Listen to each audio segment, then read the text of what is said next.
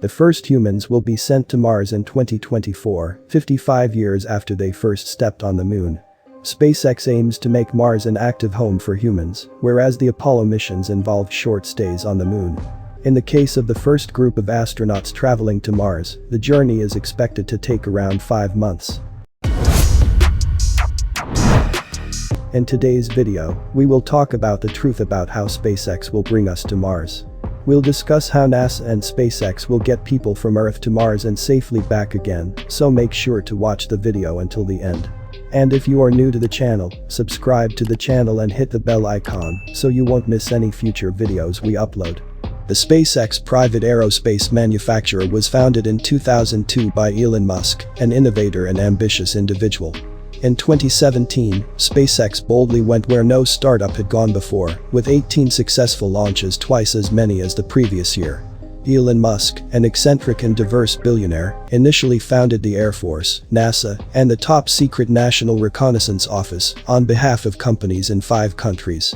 As a result of his belief that space travel was unnecessarily expensive, he decided that if he reduced transportation costs, he could develop a permanent population on Mars.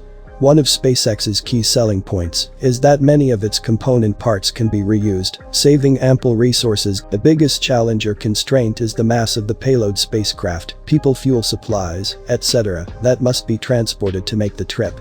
Even now, we talk about launching something into space being like launching its weight in gold. For example, the Saturn V rocket, which launched Apollo 11 to the moon, weighed 3,000 tons and was a small percentage of the total mass of the launch vehicle. The payload mass is usually only a small percentage of the total mass of the launch vehicle. However, it could only launch 140 tons, 5% of its initial launch mass into low Earth orbit, and 50 tons, 2% of its initial launch mass to the moon. Because of the mass, the size and capacity of a Mars spacecraft are limited. It costs fuel to fire rocket motors in space, and this fuel must currently be carried on the spacecraft as part of the maneuver.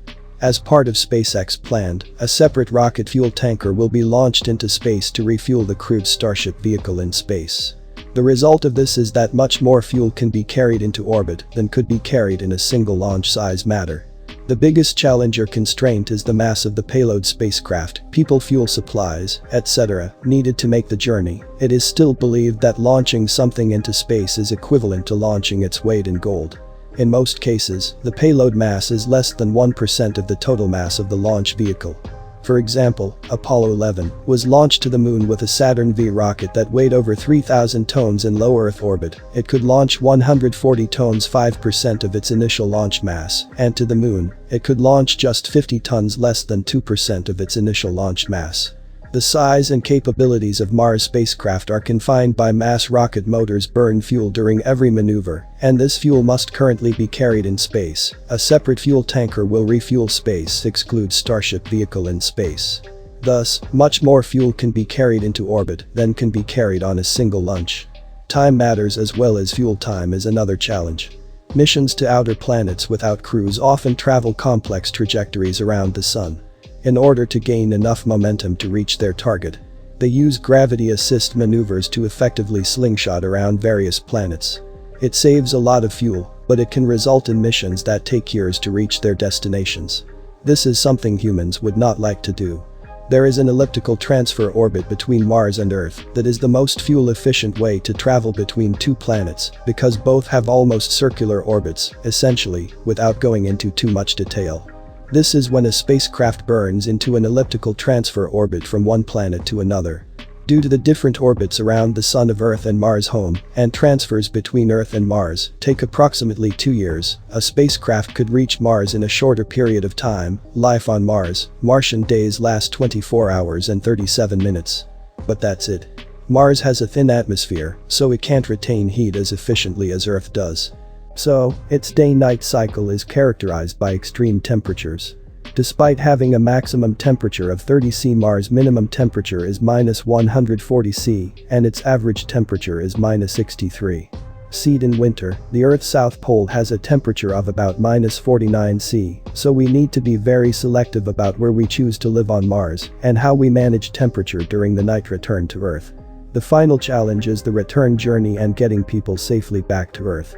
Apollo 11 entered Earth's atmosphere at about 40,000 kilometers per hour, which is just below the velocity required to escape Earth's orbit. Spacecraft returning from Mars will have re-entry velocities from 47,000 kilometers per hour to 54,000 kilometers per hour.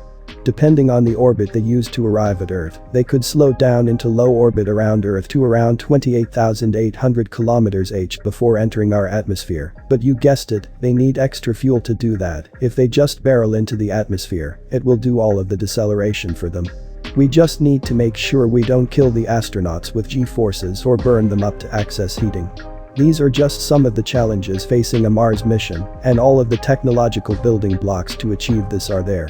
We just need to spend the time and the money and bring it all together. That's all for today's video.